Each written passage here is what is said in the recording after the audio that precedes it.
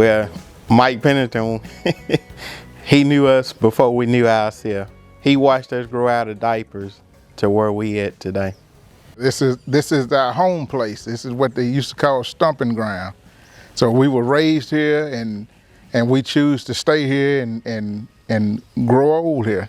First met the Goodman family in 1978. Their dad was a short pulpwood contractor. Whenever I first met them, they had 5 kids. The youngest 2 were 2 years old or whatever. But the family, as they progressed in age, as the 5 kids progressed in age, even the girls would be stacking short wood, and from there, the boys, as they got older, move up to running the chainsaw, still stacking wood, and then they progressed to the iron mule, hauling wood on it. Our dad had started the business, our mom and dad, and they ran it till we got old enough. When I graduated high school in '92, me and my brother took over.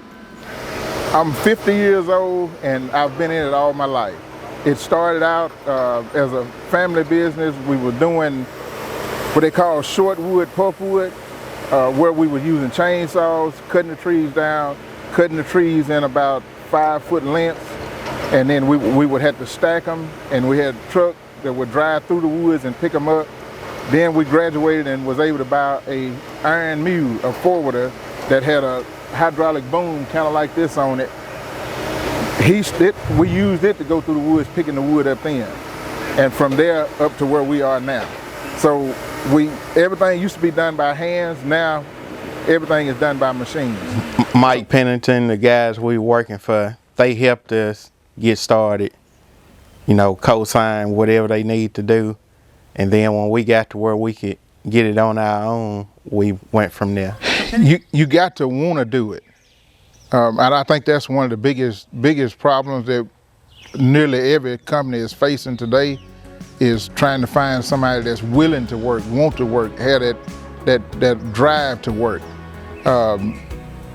Most of them now just want a job to get a check, and they don't want to do anything extra on the job. And sometimes what we found out that if you try to do extra, doors are open for you. You know, they come in and interview.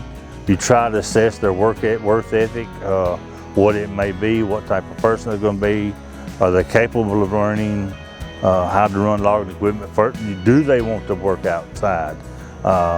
That's a major thing. Do they even know what they're getting into? Do they want to work in the woods? They want to run a logging machine? You're going to have to stick with it. It's going to be rough days, but all that come with it. Just take the bad and make good out of it. That's what we had to do.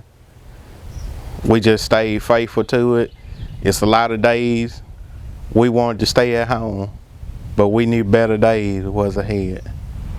You know, don't just go in and say, I'm just hired to do this and that's all I'm gonna do for the day and go home. But you got to try to do a little extra to show that you appreciate your job, and you know, and the employer will appreciate you.